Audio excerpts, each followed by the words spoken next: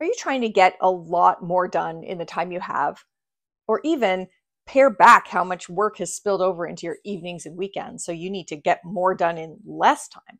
Well, managing your time more actively, and in fact, more proactively, is going to make a huge difference. So, I've got 7 steps that you can take to manage your time efficiently and effectively. One, start by revisiting your objectives.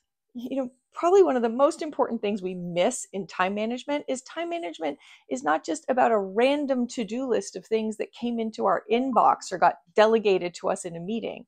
Time management is actually using our time to accomplish the most important things. So, going back to your objectives, one of the tips I like is I have my 3 most important objectives for the year on a visual, a little poster of, is it about this, this, or this? Those 3 things are right behind my computer monitor. So I'm always able to say, well, does this advance one of my 3? So revisit your objectives and get really connected to what matters most. Second, before you start adding tasks into a already busy calendar, did you know the average North American employee now has 22 hours of meetings a week? So before you try and shove anything else in there, prune your calendar. Open up your calendar, look what's there, and figure out what can you delete or delegate to somebody else. Where can you actually, go to less of a meeting? Say, I'm going to come for the first half hour, but not the whole thing. Are there things that you have volunteered to do that now you want to say, I'm not sure that's a great use of my time anymore, or that's draining my energy? Try to prune back what's in your calendar as much as possible before you start adding things. All right, 3. And this might seem counterintuitive because often we talk about administrivia as a bad use of time. But you know what? If you're part of an organization, there is just a certain amount of email, helping other people out, doing compliance training videos that is necessary in your week. And if you don't put a fence around those tasks, they will take up as much time as you have. It is kooky how many emails you can get, how many requests for help. So you want to actually build that fence around those from the beginning of the week. And maybe for me, I actually put those as an ongoing thing in my calendar. So, maybe first thing in the morning, you block an hour for dealing with emails, responding to customers, helping out colleagues. Maybe you have a time just before lunch when you're burnt out of your own stuff, but it's a great time to do some administration type things.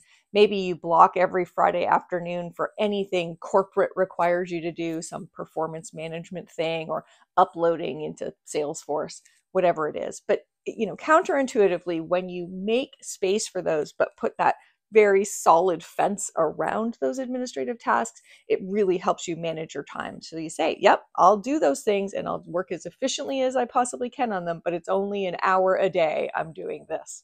That leaves you to do number 4, which is to block what I call F&F time, focus and flow. This is my favorite time of the week. This is when I can actually get my work done, whether it's an output report for a client or writing my next blog post. I need think time, and I need time when I can work. For me, I like to have that time be about 3 hours, at least a couple of times a week, where I can be writing. When I'm in my focus and flow time, I'm going to turn off every notification.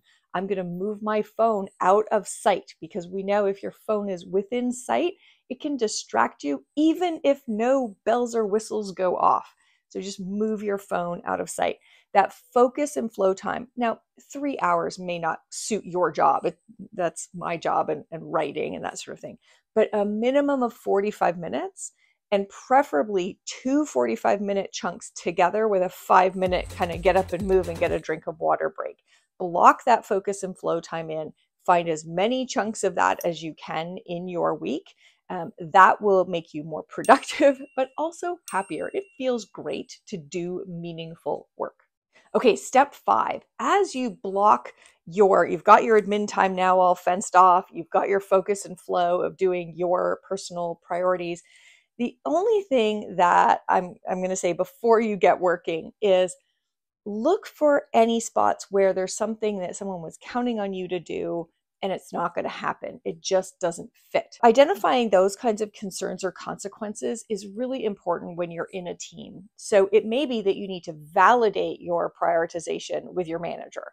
So you say, this is how I've allocated the week. I've got this and this and this, but I'm afraid I'm not going to get that performance review self-assessment done by Friday.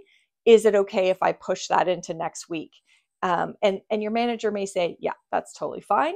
Or your manager may say, no, they're going to breathe down my neck. They're really reporting on who's on time and not. So actually, can we trade out and do this instead of this?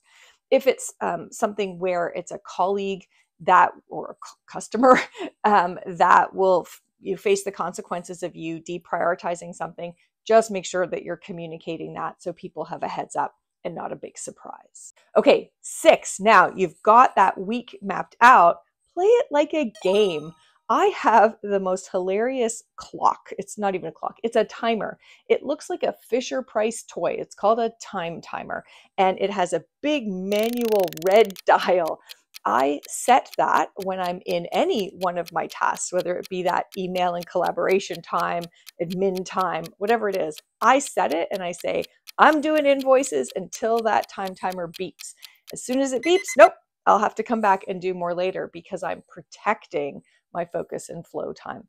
When I'm in my focus and flow time, I have that timer on. When the first 45 minutes, I think I often do 50 minutes beeps, I immediately go to my Spotify dance break playlist. I get up, put on a song, get a drink of water, and then I go back at it. That timer keeps me honest. It makes me feel like I'm playing some kind of game show where I got to beat the clock. And it's just frankly a lot more fun and it really works. The final thing I'm going to say is you want to bake into your week, maybe your month, a place to evaluate what's happening. When you do that, you want to say, where was I way off in the estimates of how much time I would need? And what do I need to learn? What did I learn about what meetings or other responsibilities from other people were useful and which were not? And how do I reset on some of those things? So take the time to learn from your own behaviors. What was the best time of your week? What was the most productive? And what were you doing differently? Can you recreate that in another week? That is really valuable as well. So these are the 7 steps to make sure that you are proactively managing your time to get the absolute most out of it. So make sure you're, reassessing your objectives, pruning back that existing calendar, protecting, putting a fence around that administrative and email time, blocking really important chunks of time for focus and flow, identifying concerns or consequences of your prioritization on other people, making sure you then play like a game, have fun with it, beat the clock, and then evaluate and see what you can do better in the next period. All right, other tips on how to be more productive at work? Check it out.